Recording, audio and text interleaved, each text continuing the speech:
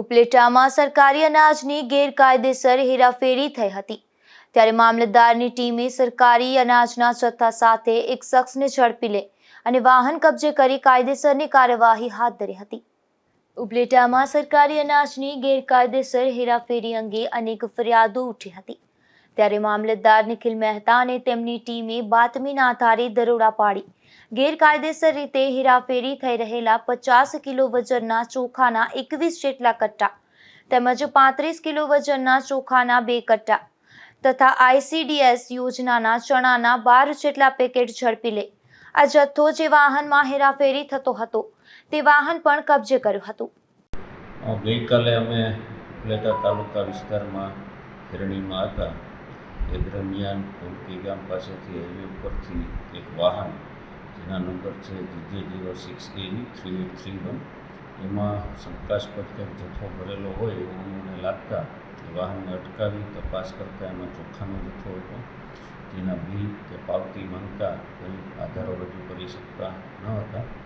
અને જથ્થો ક્યાંથી લીધે પૂછપરછ કરતાં ખારજીયા ગામેથી ફેરી કરી અને લોકો પાસેથી ઉભરાવેલો ચોખાનો જથ્થો હોય આ જથ્થો PDS સિસ્ટમ એટલે કે સરકારશ્રીનું જે મફત રાશન આપવાની યોજના છે એ પૈકીનો જણાતા આવા ચોખા કુલ 1120 કિલો અંદાજિત જેની અંદાજિત બજાર કિંમત 30,240 તથા વાહનની કિંમત મળીને કુલ અંદાજે 1,11,000 રૂપિયાનો જથ્થો છે એ આપણે ગઈકાલે સીઝ કરેલ છે અને આગળની કાર્યવાહી માટે જિલ્લા પુરવઠા અધિકારી સાહેબને દરખાસ્ત મોકલેલ છે। સાહેબ બીજું ખાન ખનીજમાં તમે પકડી છે? હા, આ કામગીરી બાદ અમે પુનઃ ખેરણીમાં હતા એ દરમિયાન જામટીંગલી ગામ નજીક એક ટ્રક નંબર GJ10TT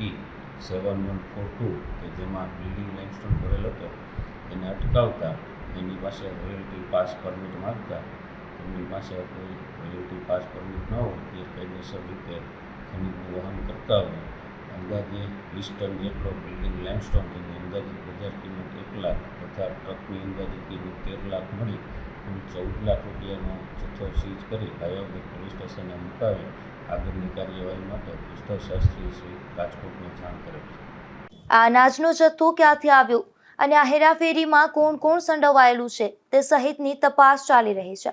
આ પ્રકારે ઉપલેટામાં બેફામપણે સરકારી અનાજની હેરાફેરી થતી હોવાની અનેક ફરિયાદો ઉઠી છે ત્યારે તંત્ર દ્વારા જો યોગ્ય તપાસ કરવામાં આવે તો ઘણા રહસ્ય બહાર આવી શકે। સરફરાજ કોડી, ગુજરાત ન્યૂઝ, ઉપલેટા।